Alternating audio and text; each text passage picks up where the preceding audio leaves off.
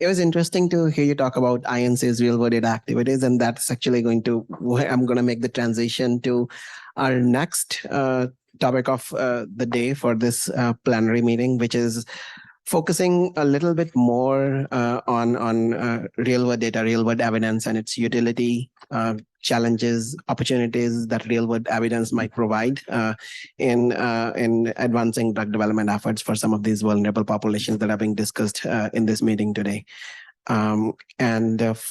Firstly, I just wanted to thank you for your time and for being here. Yes. Really good to meet you. Thank you. That was great. Thank you. And then I wanted to invite on the stage some of our colleagues from our International Neonatal Consortium. First one is Deb Discenza, who is the CEO of Preemie World Alliance for Black NICU Families. Wakoko Eklund, who is a nursing colleague, and a member of the leadership team at INC.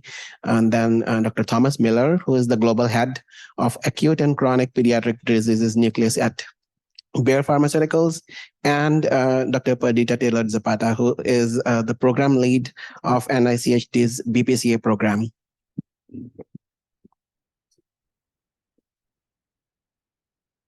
You have the mic.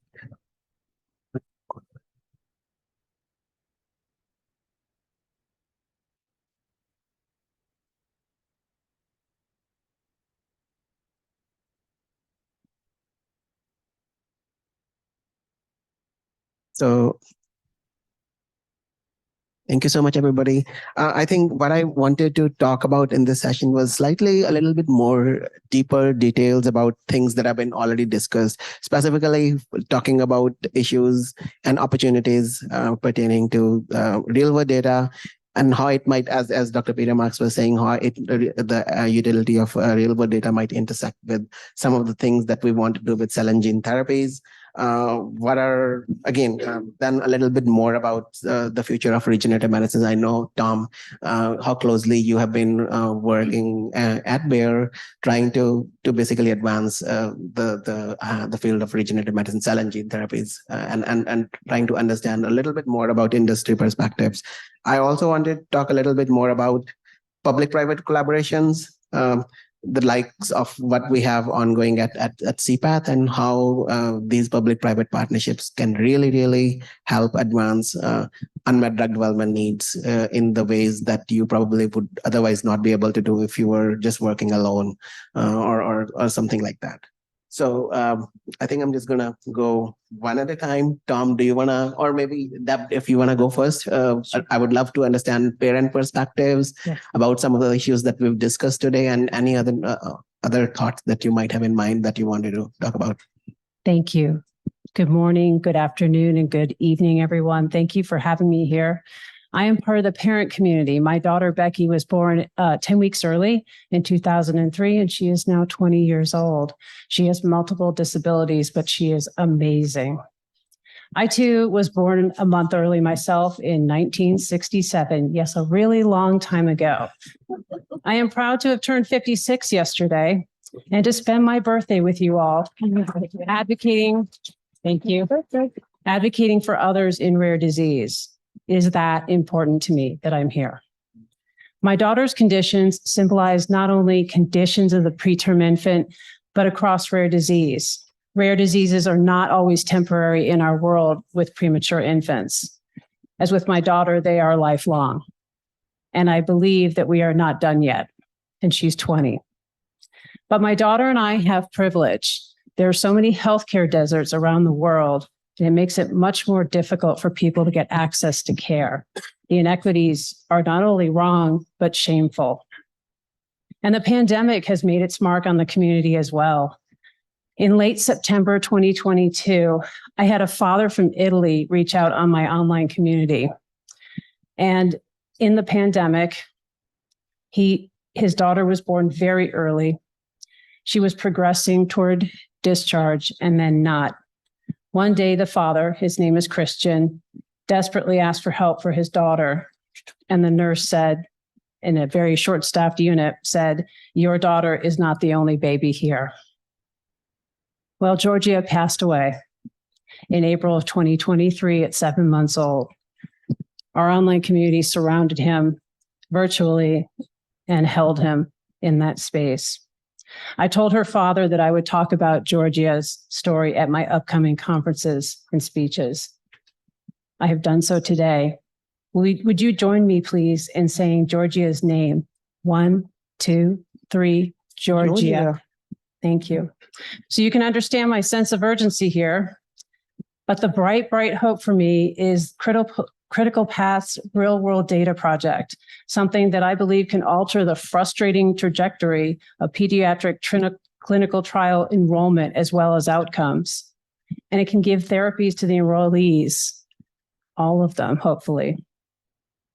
Its successful launch has the potential to affect the rest of medicine as well, which is very heartening. So as I end my remarks, let's all do our part to help real-world data progress and get this moving ahead. My family and I, and Georgia's family, and all the families around the world are depending on you to get this done. Time is of the essence. Thank you.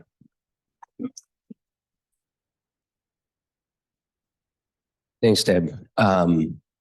And thanks to your push, we've been able to really transform the real world data landscape in neonates. And as you and I have discussed multiple times, the rest of the pediatric world and the adult world are looking at the lessons from the neonatal world to make sure that they can also accelerate real world data activities. And that is the kind of transformation that really is inspirational and motivational.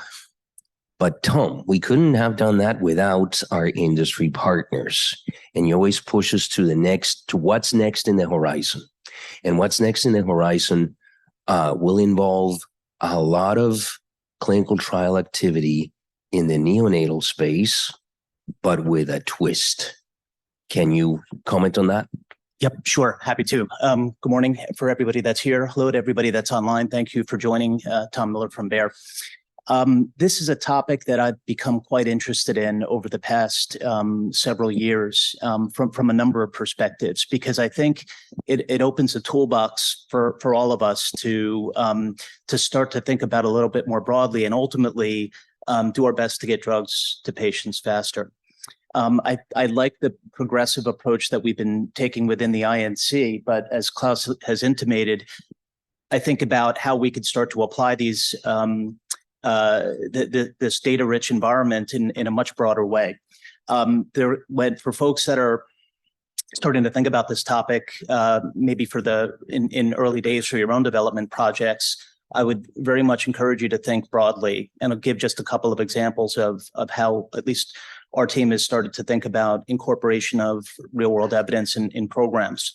While the concept of genotyping and phenotyping is certainly not new, I like to refer to a term that I use with my teams called endotyping. And what I mean by this is when we have such data-rich resources, we have access to data that transcends genotype and phenotype, right? We could understand basic demography, we could understand country of origins, we could understand ethnicity, we may be to understand family histories, et cetera. So looking at the totality of information that we have, and marrying that with some of the newer modalities like in artificial intelligence and machine learning, we may be able to see unique patterns in the data that allow us to define more homogeneous patient subsets that, of course, we have to sanitize from a clinical lens. But nonetheless, heterogeneity is not our friend when we develop drugs, right? So trying to homogenize patient subsets to determine whether or not we see a hint of a treatment effect very early on in development is something that we're interested in. In pediatric trials, in neonatal and otherwise, in pediatric rare disease studies, these are really hard studies to do, as I suspect many of you in the audience and online would agree with. And while there's the scientific domains that we have to achieve agreement with our health authority partners, there's also the concept of feasibility, right? And are these studies executable when all is said and done, for whatever purpose we're pursuing them? And what we find sometimes is that what might have been a traditional endpoint for utilization in adults, that biomarker may have a different trajectory, for example, in a different population, right? And sometimes that brings into question, particularly in traditionally controlled trials, the ethics of having a child in a study for several years and precluding them from participation, perhaps in other trials, right? So how do we find the right waterline there?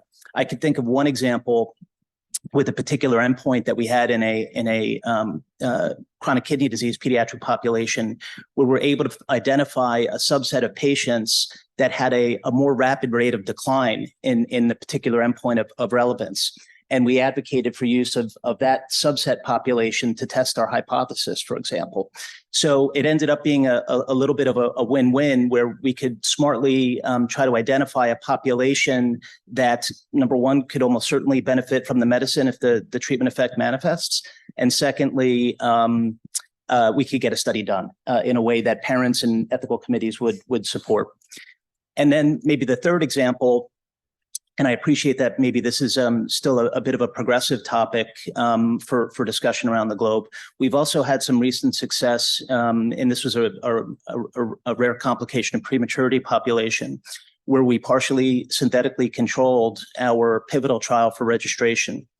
And as it so happens, sometimes you get a little lucky. And another sponsor had done a very similar study with very similar inclusion-exclusion criteria for the exact same reason, just a little bit before us.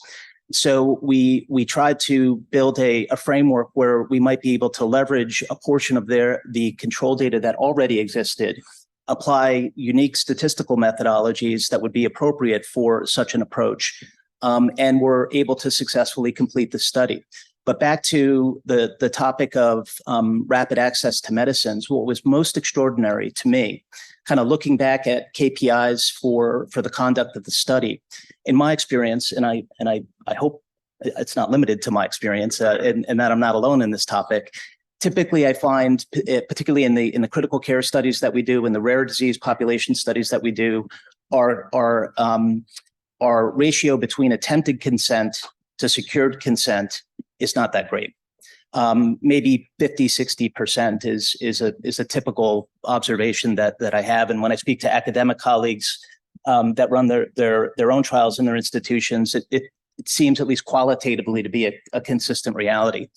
In this particular approach, because when it was time for consent, we could explain, or our PIs could explain, that the overwhelming majority of children that were participating in the study would have the potential to receive active.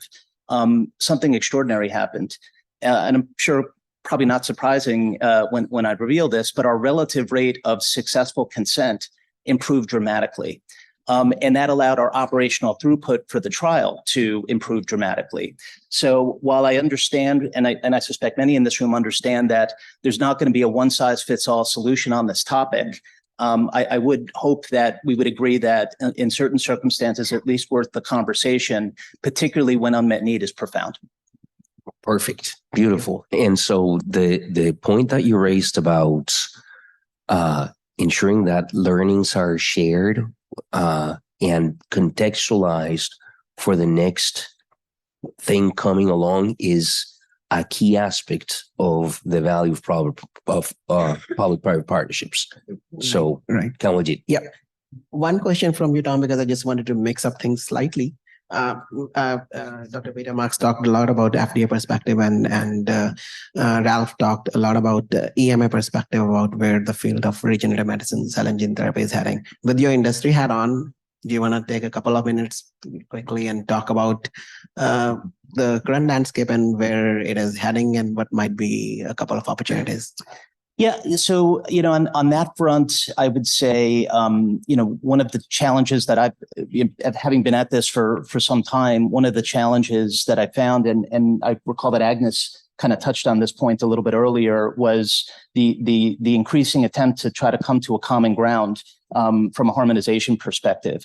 And what sometimes we don't understand within industry is that there are different legislative approaches from region to region in the world that in part will presumably dictate the rules of engagement. But it's encouraging to see that that is a top of mind consideration, and folks are at least trying to think this through. Because for us, for these rare disease companies, particularly for the larger companies with a number of challenging portfolio decisions to make, we have to defend the thesis for these programs relative to everything else. It is a zero-sum game sometimes. So to the degree that we can give more certainty as it relates to risk reduction, that if we're successful in achieving an endpoint, we're fairly confident that we will achieve a global registration ambition. And if we could continue to work a little bit on the opportunity to engage multiple regulators simultaneously in a shorter cycle time, I think this would be an area that could be of tremendous help for us. I know that we all know that there are venues to try to secure simultaneous scientific advice. The pediatric cluster is a good step in the right direction. But back to Dr. Mark's reference, the pilot initiative, which I think is a fantastic one. It just intuitively seems to me that having a more focused, iterative conversation so we could really try to nail down the uncertainty, as opposed to having yet another question, which we often do after we have a Type C meeting, is a great step. So I have every fingers crossed that we can find success with the pilot. Awesome. Thank you so much, Tom. And now I wanted to, just looking at the clock, I wanted to give the stage to Dr. Perdita Tayler-Zapata from NICHT and request her to provide her perspectives on some of the things that we already discussed, issues, challenges, opportunities with respect to pediatric drug development. Thank you so much for the opportunity to be here and speak. I'm just going to share a little bit about our program that we have and touch a little bit on some of the things that my colleague just spoke about, particularly about feasibility, execution of clinical trials. So just to take a step back, our clinical trial program is part of one of the legislations, the Best Pharmaceuticals for Children Act program that some of you may have heard of. And that program or that legislation really is a FDA-sponsored program where, pharma is given 6 months of exclusivity time to conduct pediatric trials. There's a section in that legislation called the 409I section that gives NIH authority to do pediatric drug development. So basically, we function like a small pharma company with no profit. And so we utilize an infrastructure called the Pediatric Trials Network that's sponsored out of Duke Clinical Research Institute. And that really serves as the infrastructure for the clinical trials that we perform. And the clinical trials really are across various therapeutic areas, various settings, ICU, outpatient, inpatient, et cetera. And in this program, we are responsible for conducting clinical trials, regulatory rigorous clinical trials that we submit to the FDA for label change and off-patent drugs. And so we have gone through this process and submitted these trials to FDA. 46 trials we've conducted so far, 26 we have submitted to the FDA, and to date, 19 label changes. It's not a lot in volume, but it's a lot in quality, I'll say that way. And what we've learned from this is that there are really several key factors to doing these studies feasibly and reasonably. And a lot of it boils down to having experts who know how to do regulatory rigorous trials. And we have that infrastructure in the Pediatric Trials Network. And then being able to design clinical trials that are novel, that can gather the data that you need, and are of high quality. And so I think one of the things that we have been able to do is so your general randomized trial, clinical trial, one molecule, et cetera, and you collect that data in a general controlled format like you do in any kind of clinical trial. So we've done that type of trial as well. But we've also been able to design trials that include real world data. And in patient populations like neonates, for example. So there are several molecules, ampicillin, caffeine, furosemide, drugs that are used in the neonatal population without data. But because we were able to tap into an existing data set called Pediatrix with an X that some of you may be aware of. That's actually a data set that is over, I think it's, look at my notes because I wrote it down because I knew I was going to forget. So in 1996, it was established. They launched a baby steps program to facilitate research. They collect data from patients from admission to discharge in the clinical data warehouse, and it contains over 1.6 million infants. Demographics, diagnosis, procedures, maternal and pregnancy characteristics, contains about 28 million patient days, including medication data, lab data, cultures, respiratory support. And the database has been validated, key point, against multiple external data sets, including from CDC, the Vermont Oxford Network, and the Neonatal Research Network. So we use data from this Pediatrics Medical Group, over 12,000 neonates, 400 NICUs, 33 states, and collected that data from various molecules, as I mentioned before. Use that data in combination with the pharmacokinetic data that we collected in our standard clinical trial data. Combine those data sets together, submitted that to FDA for label change, and actually got that label change with the combination of that PK and pediatrics database supporting the clinical trial data, and received label changes on these molecules that I mentioned over the years. And this has happened since about 2014. So it can be done. But one thing that's important to know is that the data has to be validatable. I know that's not a word, I just made it up. But it has to be validated. It has to be something that is of high quality that FDA will be able to review and can stand the test of time as far as FDA review is concerned. So that's important. And it's also important that we advocate for things like EHR reform so that the data that we collect from EHRs can be of high quality and allow for collaborations with biotech companies or people who do this type of research who can build platforms that can extract data from EHRs that can be usable for clinical trials. That's important as well for us to consider. And building partnerships with different people in different forms, people who conduct trials, people who take care of patients, people who know how to evaluate data.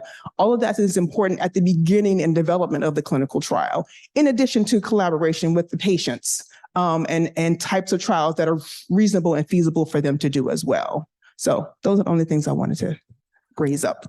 Fantastic, Perdita. And thank you for helping us tie a lot of things together about legislation, with research, with collaborations, with impact. That was fantastic. So, Wakoko, you and I have bonded over the fact that we have kind of a flip situation where you have the Japanese first name and the Scandinavian last name, and I have the German first name with the Spanish last name. But one thing that your unique perspective brings, because you've had a breadth of experience in your career that brings that unique perspective that has always pushed us to consider and think about what happens when the tire hits the road. So, thank you so much to all of you who made that trip and who got online to participate. This is a very special environment, special space where no other place brings so many perspectives. And I also heard already partnership, harmonization, aligning perspectives, understanding each other's perspective, relevance. And I would like to add values, because all of us bring value to the table with our experience. And I'm representing the voice of nurses that you may not see every day. I'm a liaison from National Association of Neonatal Nurses, but I have been a practicing nurse practitioner since for the last 20 years or so. I've been a nurse since 1991. And I just would like to ask everyone to visualize that one staff nurse who contributed to that real world data, which is a real world baby, real world child, real world life. And because the nurses do numerous things as I advance to become a nurse practitioner, as I enter into baby steps as a pediatrics nurse practitioner, I have so many pieces of data that I input thanks to the bedside nurse. And that contributes to validatable data. And also, I appreciate the presence of the parents who are equally or even more impacted by the research that is done, or how real world data could really guide the bedside practice the nurses carry on, or also providers, neonatologists and nurse practitioners. Real world data is what drive the evidence-based practice, not only evidence-based research forward into the future. I passionately believe that. My aunt delivered a 34-weeker many years ago. 34-weeker usually do very well these days. But he was born, unfortunately, years prior to surfactant. He died in Tokyo after 59 days in life without being held by his mother once until he was already cold.